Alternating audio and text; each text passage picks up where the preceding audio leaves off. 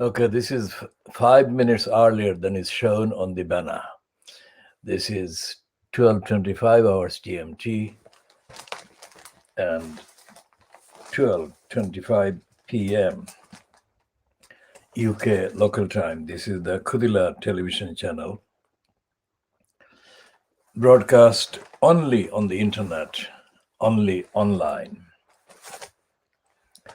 And we have been broadcasting since July 2020, and the decision to do this was directly prompted by the fact that the continuing lockdown, caused a lot of logistical issues that needed to be resolved in order to maintain any communication in the previous format. And the other thing was that the available outlets, terrestrial, cable, satellite, and online, there are 4 forms of broadcasting platforms. The available ones did not serve anything like the needs for the inquiries and analysis, telling the truth and predicting and alerting the viewers and society to the consequences of the wrongdoings, etc. And we don't believe that there is anything on any of those platforms other than this channel that actually looks at the contents and the role and the impact and the implication of the mainstream printed newspapers and their broadcasting counterparts, no matter what their platforms are. This is a fully originally investigated program, and it is not paywalled or anything like that. And the reason is that we believe in the actual universal access to the sources for establishing the evidence and identifying the evidence and reaching the truth. Now, if we were paywalled, every viewer, we would encourage viewers, obviously, to join. We would make friends and follow friends, etc. We don't do that. If it were a paywalled production and presentation and provision and resource, then it would potentially bring in income, anything from thousands of pounds to hundreds of thousands of pounds potentially. But we don't operate as a profit-making or monetizing operation. We do this simply to tell the truth, and we do it in our own way, using what resources we can apply. And the biggest test is to tell the truth. And we have been telling the truth for a very long time, not just on this platform, on this channel, but by the campaigns, the projects, the actions that are ongoing, have been ongoing as part of the movement defending the community in and from the East End of London in the UK. And when we say diagnosing Fleet Street, we don't just diagnose the content, the letters, the texts printed, or the displays contained. What we do is to diagnose the people behind the contents and the data and the texts. and the editorial line and the bias. And we do that every day. And we do that without any script. Depending on the narrative that our diagnostic analysis is, we touch on things, events, individuals, things, activities that are relevant on the way. There is no script. There is an absolutely extempore, unscripted presentation. And the reason is that we are what we appear to be, what we say we are. So there is no hidden contraption. There is no hidden prompt. And we apply the criteria of universality right across the world, despite the fact that, or in spite the fact that I personally may belong to a biological group, let's say, or ethnicity group, or geographical group, or whatever. But that is not what prompts what I say. It's the evidence that prompts and determines what I say. And the evidence that's tried and tested over a very long time. Campaigns, I mobilize campaigns, whatever form is appropriate at the time, in the circumstances of the time. And I do this regardless of the potential beneficiaries of the campaigns, whether they're of this race or that race, etc. For example, in the this month, this month, we have been running commentaries and updates seeking justice for Sarah Everard. And we have included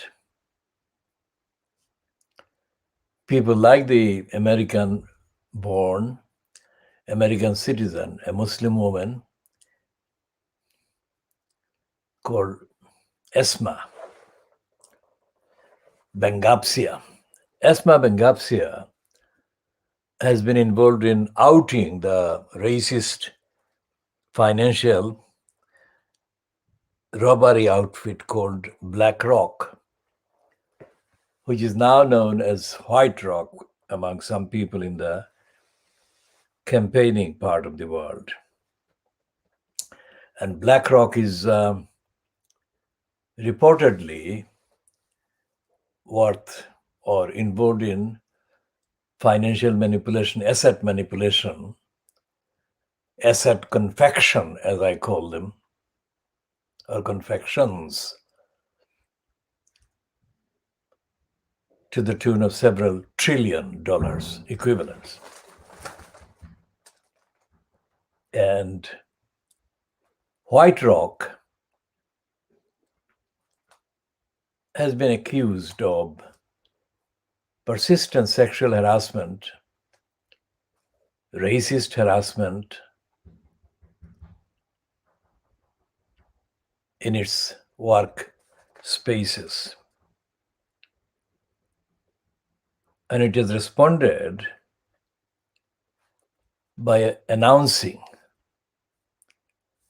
the appointment of a New York business of licensed law traders to carry out a in denial investigation into these allegations. In denial is not included in their statement, but that is what they're planning to do.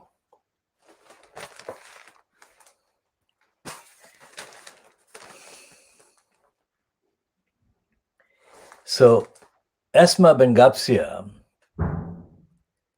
is a young Arab Muslim origin woman born in America, and by that fact, she is an American born citizen. But the experience of her treatment at White Rock shows that her being an American citizen, or her being born there, or her being in possession of the skills, administrative skills, for which she was included as an employee, are treated as being very different than they would be if she were white in the kind of European Western sense of this term. I mean, light skin is of various shades, but that one is a racial ethnicity linked white pigmentation. As Anish Kapoor, the sculptor who donated one of his artworks to the so-called 2012 Games, staged from Stratford in Newham in East London in 2012. He has been recruited, or he has decided to agree to appear as being critical of the part of the treatment by the English judicial bureaucracy of Shamima Begum.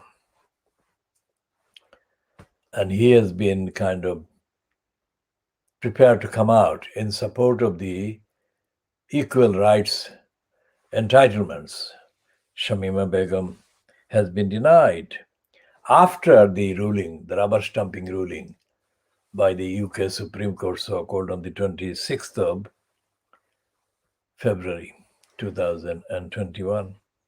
So he said that Shamima Begum would have been treated differently if she were white. Anish Kapoor, being of a Hindu kind of descent, is understandably reluctant to solidarize with a victim of anti-Muslim discrimination and racism in and by and through the racist judicial bureaucracy in Britain.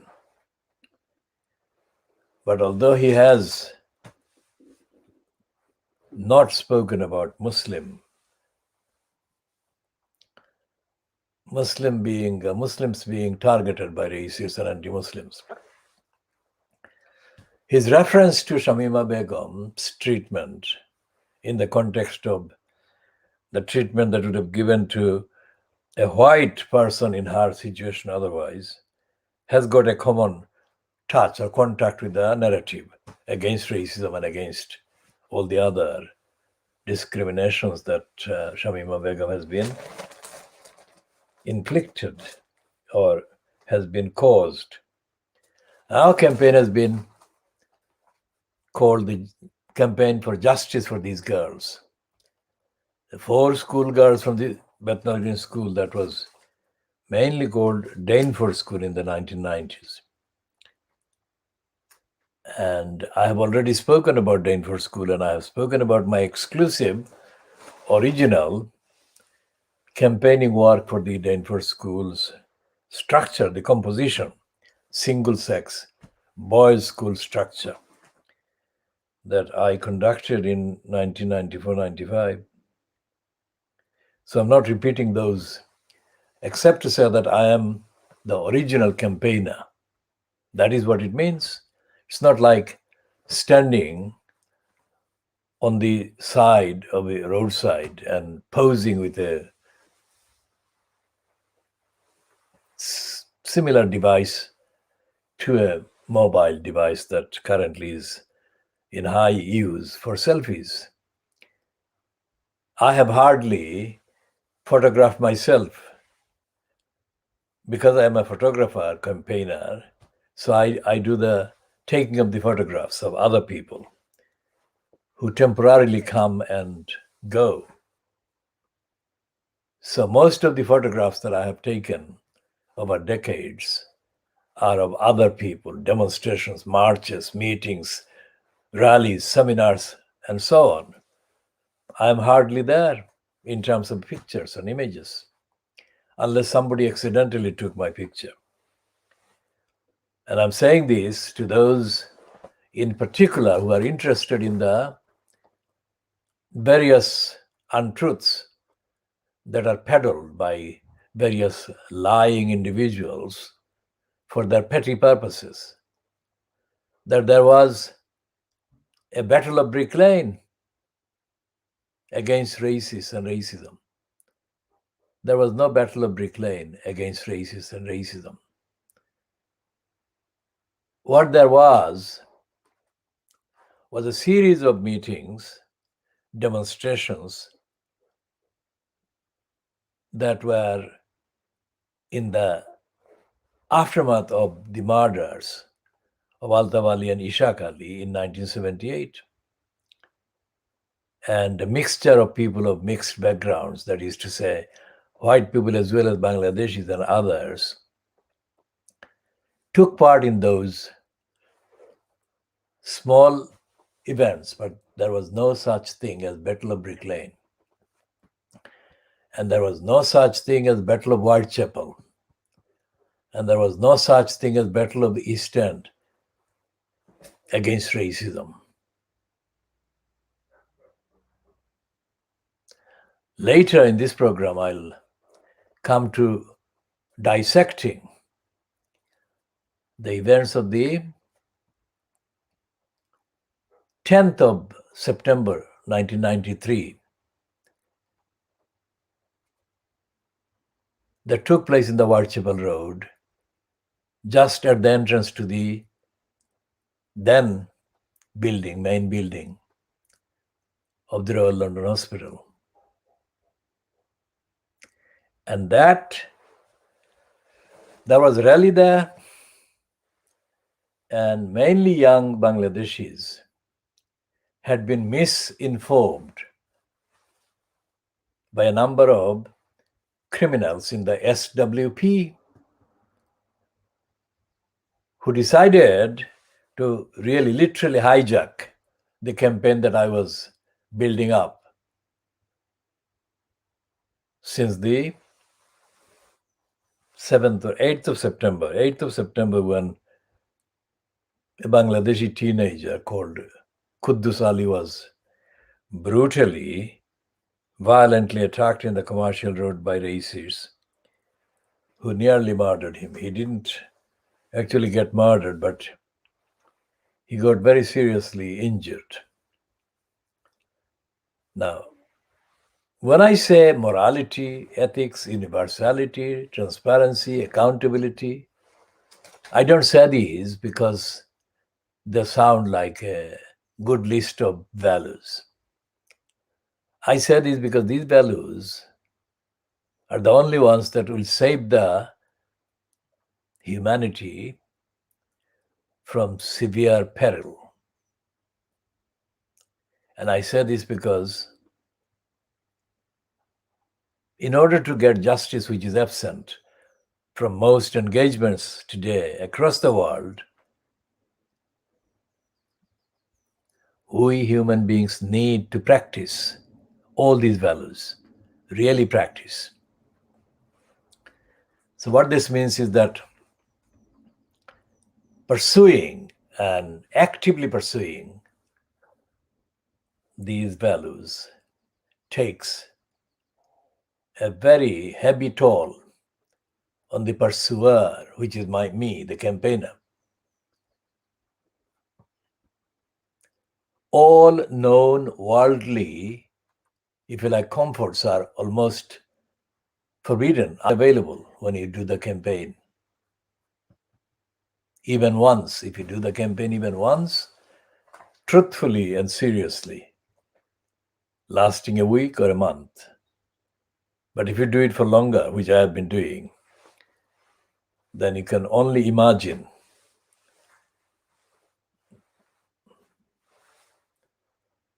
the emptiness and the wasteland that you have to deal with while appearing to be fully fulfilled in all the aspects of life that you are not fulfilled in, but you cannot afford to let on and discuss those. You have to focus on the actual aim of the given campaign. So when the racists nearly murdered this boy, Quddus Ali, in the commercial road, Quddus Ali wasn't known to anybody. Well, he was known to his parents, he was known to his friends and a small number of people, but not known as a person who had become,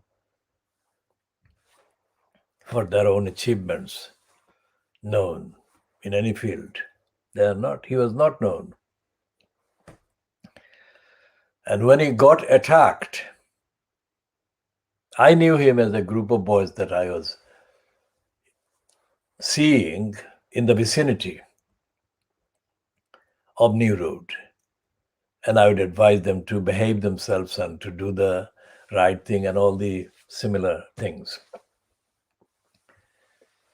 But I never knew Quddus Ali at home or where he came from or whatever. I knew he came from Sylhet because these whole numbers of people in the London Bar of Hamlers, mostly, overwhelmingly, the Bangladeshi ones, come from Bangladeshi backgrounds and they are all Sylhetis. So that's a given.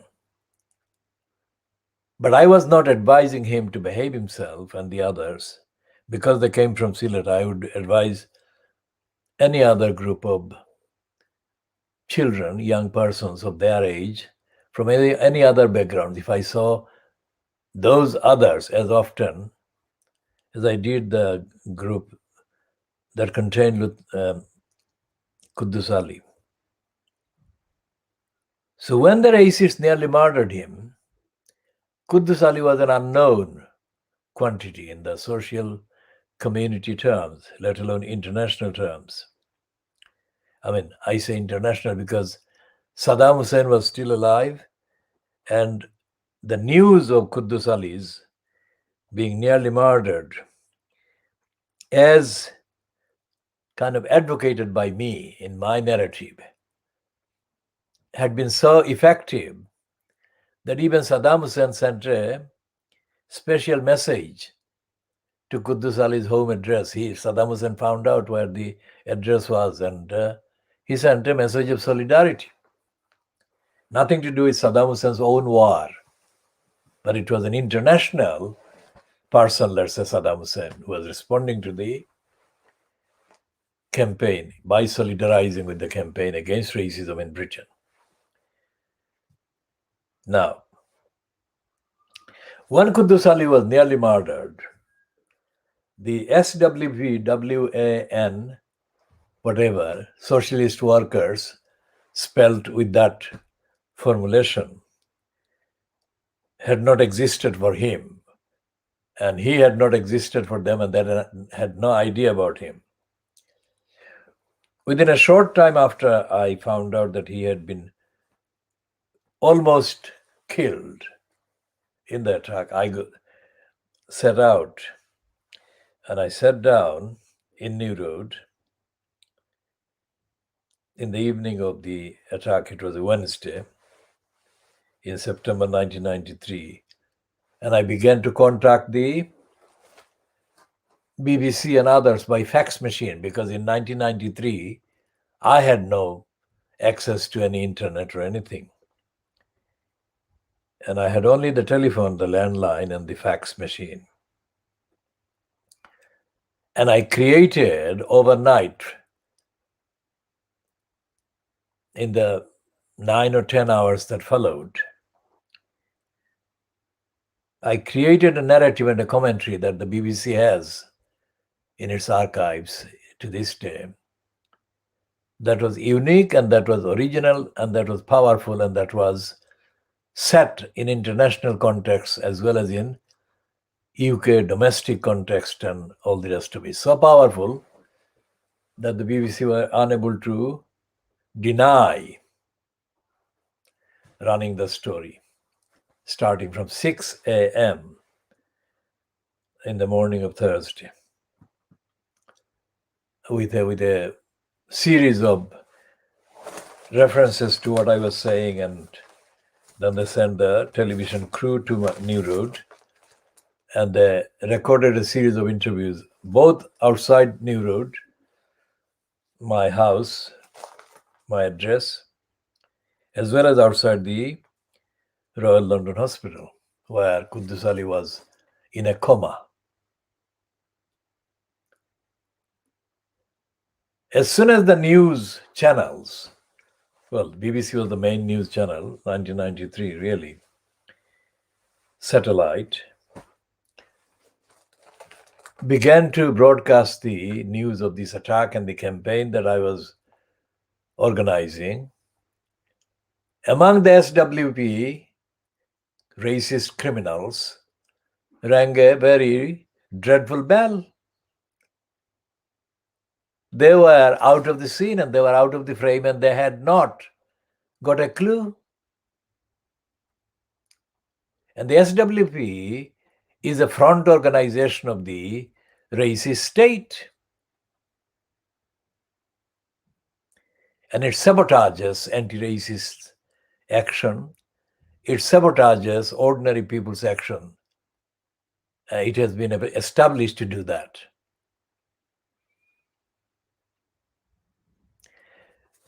So they didn't know who Quddus Ali was or whatever. So they got in touch with their one stooge that they reliably kind of could contact, and the stooge told them how to sabotage the campaign that I was mounting against the racist attacks and calling for justice for Quddus Ali.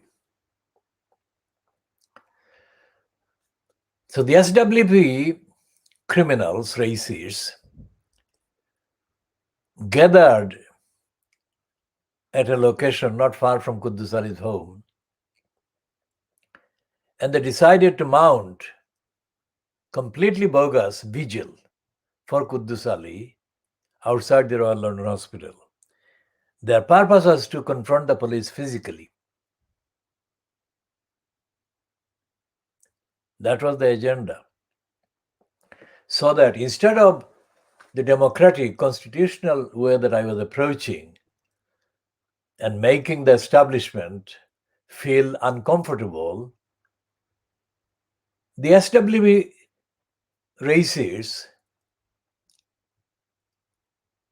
managed to reverse that movement and make Quddus Ali and the campaigners against racism the guilty party. And they made the police the victims. Think about that. This is in a nutshell what the SWP, or its previous name, IS. Now, can you imagine the similarity with the name IS? That is what the IS and the SWP has been doing. Other so-called anti-racist left outfits in the UK are also spying operations, sabotaging operations, and they have absolutely no connection with black people, African people, or Asian people whatsoever. The surface, when black people, Asian people, African people mobilize something, and the surface and the hijack. That's what the SWP and the other white racist left outfits have been doing. And so therefore they never criticize the likes of Trevor Terrible Phillips. Precisely because of that, because Trevor Terrible Phillips is the Abel Muzarewa of Britain that does the job that the SWP do from the outside. So he does it from behind the very thick black skin or very black skin, because the black skin exterior of terrible Phillips serves as the diversity exhibit for his political and racist masters and mistresses who prod him to surface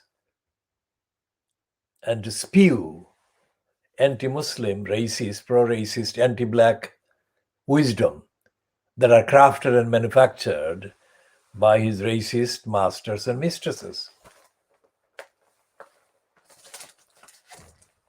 So the SWP criminals, racist criminals, surfaced outside the Royal London Hospital in the Whitechapel Road on the 10th of September 1993. And as they hardly ever have more than a dozen resident saboteurs at addresses in Tower Hamlets, their number was very small. The main body of the population at the so-called vigil outside the Royal London Hospital was mainly Bangladeshi origin, Bangladeshi-born young persons, males. And instead of the vigil being peaceful, there soon emerged a kind of physical clash between some of these youngsters and the police. And the clashes became escalated, with some of the police being kind of pelted with whatever, and some of their faces were kind of as pictured by the Daily Mail on the following day, the 11th of September 1993.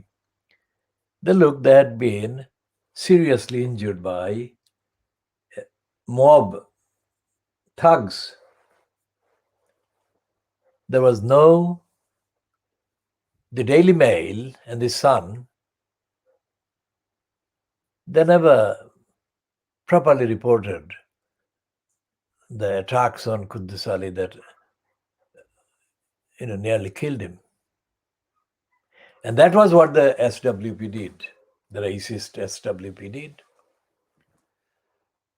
I didn't physically attend the vigil. I was outside. I was in New Road. And within minutes of the so-called vigil descending into physical violence between the police and these youngsters, I saw from New Road running at high speed, at least 20 to 30 or even more, mainly Bangladeshi youngsters running for their lives.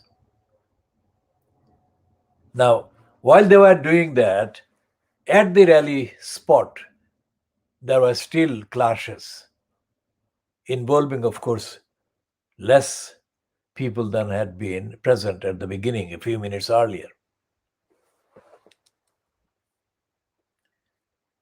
And this is what I had absolutely clearly predicted. And I told many of the youngsters in Cannon Street Road and at the Whitechapel Road hours before the rally started.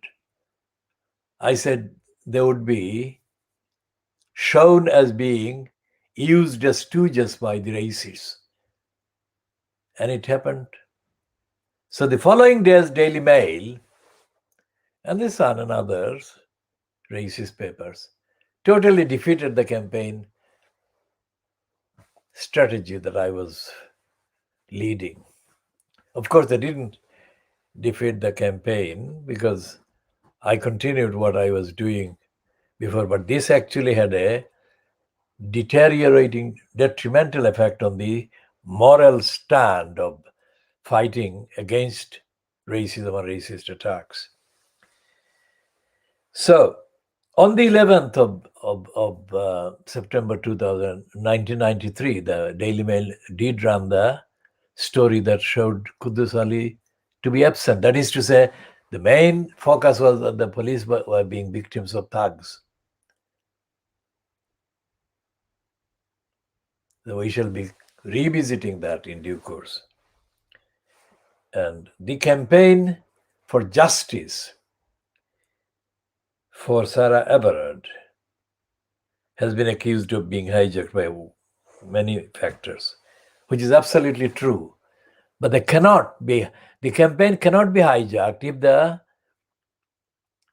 genuine campaigners stay the course and actually continue the demands and actions, which we are doing. We are going to continue to support the idea of the campaign for justice for Sarah Everard and for justice for all women that are attacked by sexists and racists and whatever. And we shall be expanding on the two black girls, or two daughters of a black mother, who came on the Radio 4 program yesterday, that is Friday. And as we said in the part B of yesterday's edition, the BBC's Mishal Hussain conducted the interview, and the interview contained enough information to constitute a serious emergency over the accountability of the police and the state of racism in the police. And we shall duly update on those in due course. And what the mother recalled, the mother of the two girls recalled to Mishal Hussain on Radio 4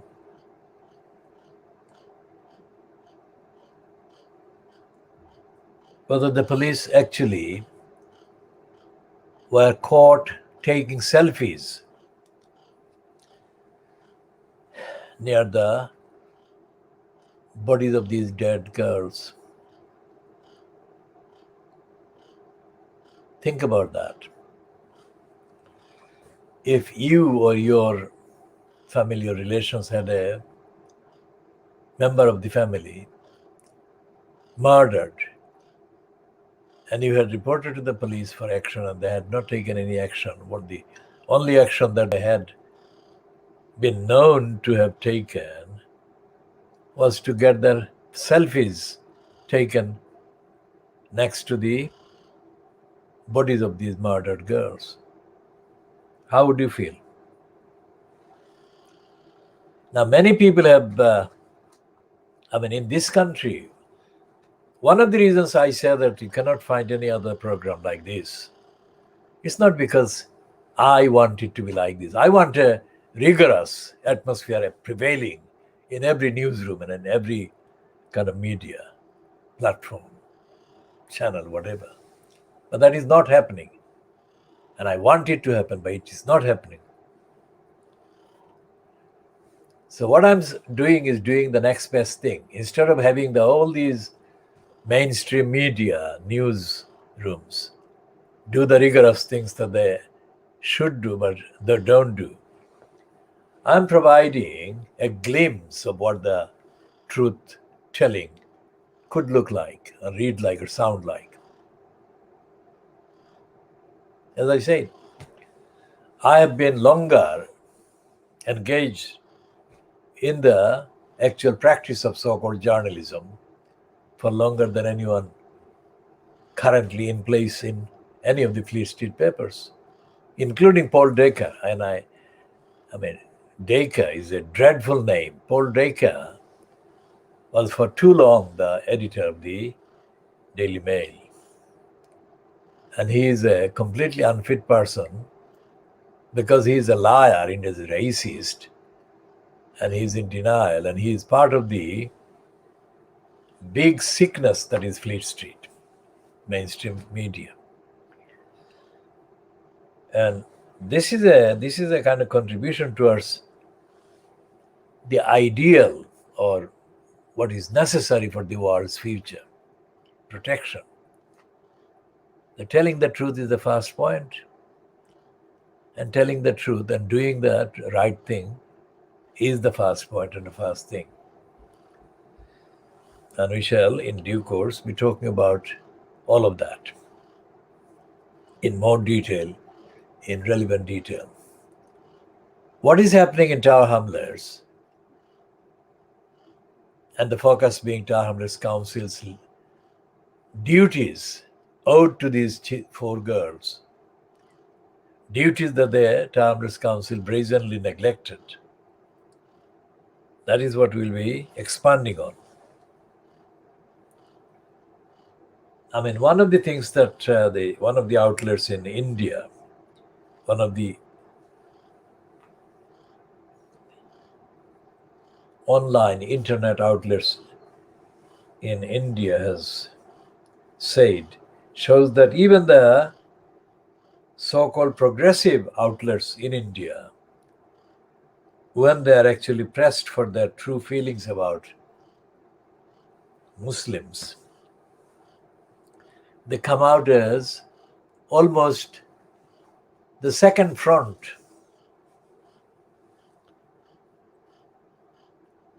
loyally supporting the Brahmins. And the fact that India today, the post 1947 India,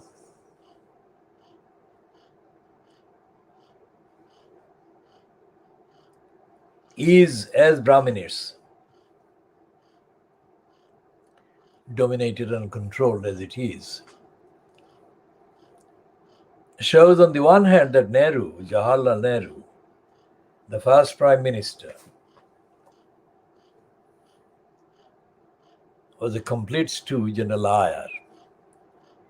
Because Nehru lied about the people of Kashmir and the future of Kashmir. And he left a legacy of criminality standing in the way of the Kashmiri people's freedom and sovereignty and self-determination. And it was Nehru who actually consolidated for the Brahmins the arguments that the Brahmins later used and have been using since they got in. And the Indian National Congress or Indian Congress, whatever, that Jawaharlal Nehru controlled, is a degenerate political outfit in India. It doesn't address anything because Jawaharlal Nehru so contaminated the years that he was in power, and his daughter so contaminated and corrupted Jawaharlal Nehru's legacy, and his grandson Rajiv Gandhi did the same.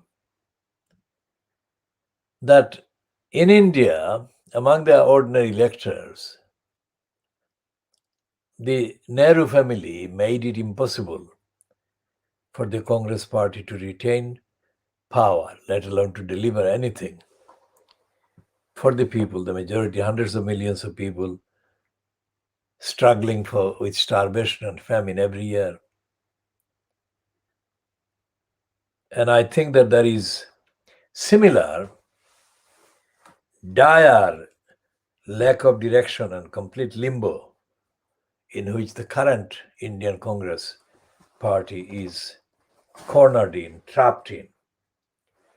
There is no member of the Nehru family, or let's say the Nehru dynasty, that can deliver even one sentence of coherent, future, fit for purpose sentence for the future of India. As I speak, in Bangladesh, there has been 24 hours of total kind of turmoil concerning the visit by Narendra Modi. I mean, there is no democracy in West Bengal, in the sense that Modi and his BJP party claim there is. The BJP party said that there is democracy, but there is a twisted democracy fit only for the pursuance or the promotion of the career of Mamata Banerjee, the grassroots campaign party organizer and leader, Trinamool Congress. But whatever the claim and counterclaim by or against Mamata Banerjee, the state of West Bengal in India is politically devoid of any real political action, if you like.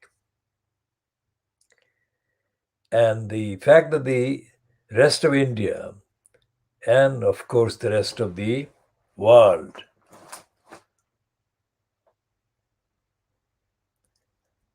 thinks as it does of kind of Narendra Modi as being a flawed and failed kind of leader of India, it's not being reflected by the media.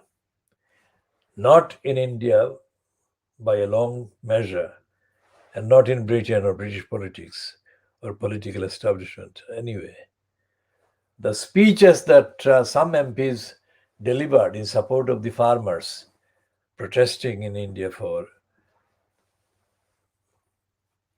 2 calendar years now, timid. They were timid. They were not really to the point, and they were not courageous.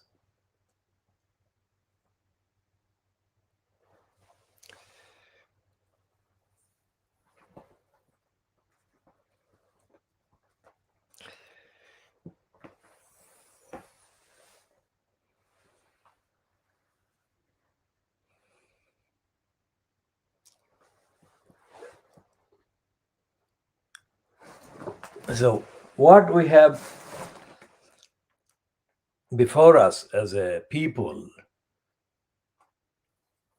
in the UK, let's say, is gloomy future because the unfitness for purpose of Boris Johnson cannot be hidden by Fleet Street forever. And I think the signs are already coming out, and today's revelation about Kerry's Tory women problem on the front page of today's Daily Mail actually is a confession that Boris Johnson is failing and has failed. I mean, any news item, whether direct or indirectly, showing the spouse or the wife of the in-post prime minister shows that Boris Johnson actually is not keeping up, is not able to keep up. So the void that Boris Johnson's failure constitutes has been being filled by Kerry Simons. And this is not good news for the whole country, because although the Daily Mail says Kerry's Tory women problem, it's the whole country's problem. Not because it's Kerry Simons, against whom I have no comment to make against Kerry Simons. In fact, I would compliment her for the session overheard by her neighbors in South London. Not long before the election in 2019, the election which facilitated Boris Johnson's being housed along with this particular fiancée, because she was overheard by a neighbor saying that she, that is,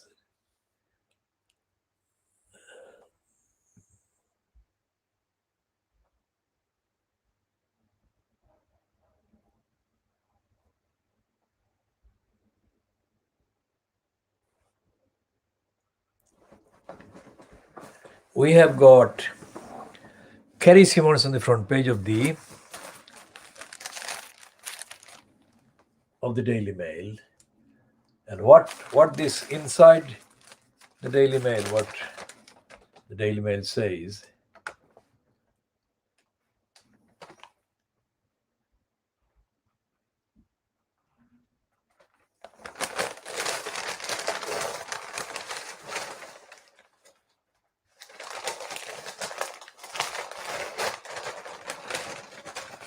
and this is something that is telling, not only about the Boris Johnson-fronted cabal that is unfit for purpose,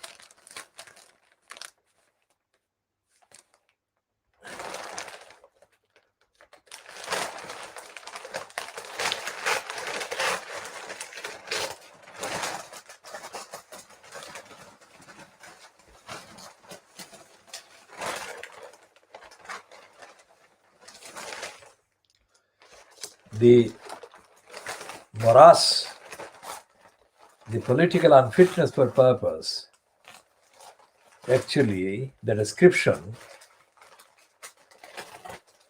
factually and equally effectively and damningly applies to the Keir Starmer fronted cabal in the House of Commons in the name of the Labour Party.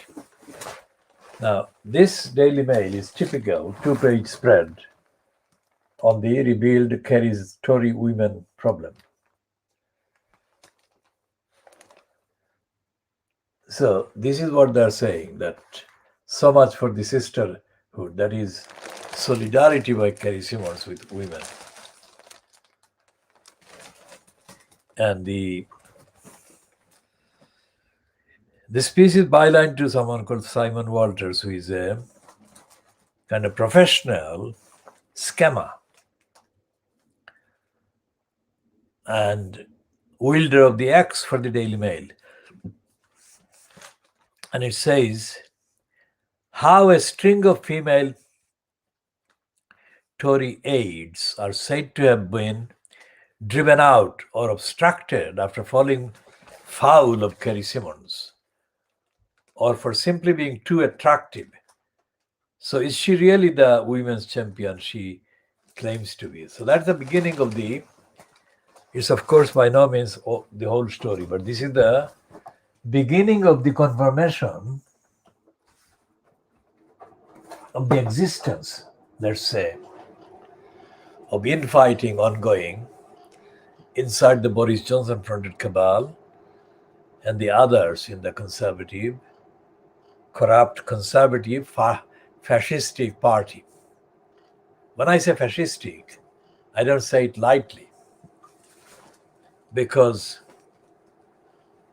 when Keir Starmer can be criticized for not behaving like a leader of a fascist party, you know that fascism is all in place in power now. And the bits of legislation,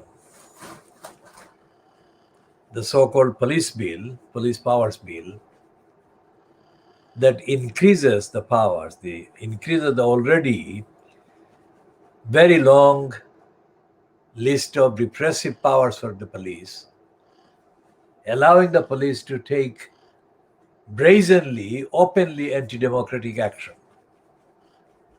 That is proof of the fact that fascism has arrived in Britain and it is being aided and abetted by Keir Starmer.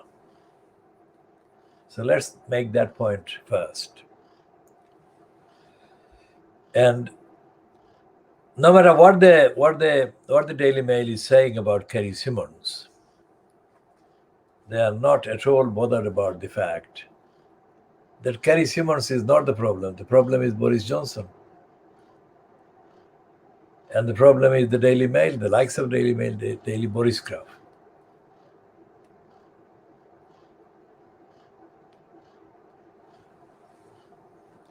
When Boris Johnson said that the Daily Boris Graph paid £250,000 to him for every year and that it was peanuts. Think about it. 250,000 pounds is being condemned, dismissed by the recipient as peanuts. What does it show? I mean, today's prices, as the economists say, today's prices, even during the lockdown, in the pandemic, even the Financial Times costs £4 today. We shall come to all these prices and peanuts a bit later.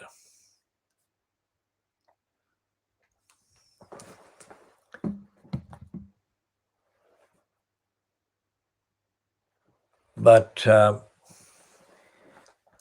just to make the point about the peanuts, Boris Johnson wrote a kind of part-time part column for the Boris Graph, let's say every week, and it was short, and it was absolutely falsified and false and fake. And he would emerge later, as he has done by now, as one of the sicknesses that afflicts the British democracy. When he said that 250,000 pounds was the peanuts for writing one single column, weekly column, it wasn't 52 weeks, because he took loads and loads of time off in those times.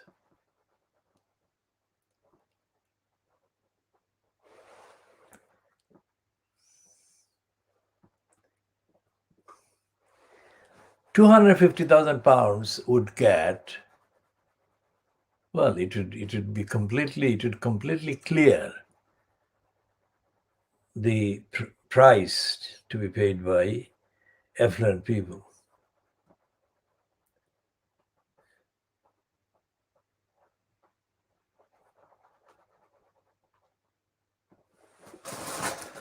We shall continue in the next part.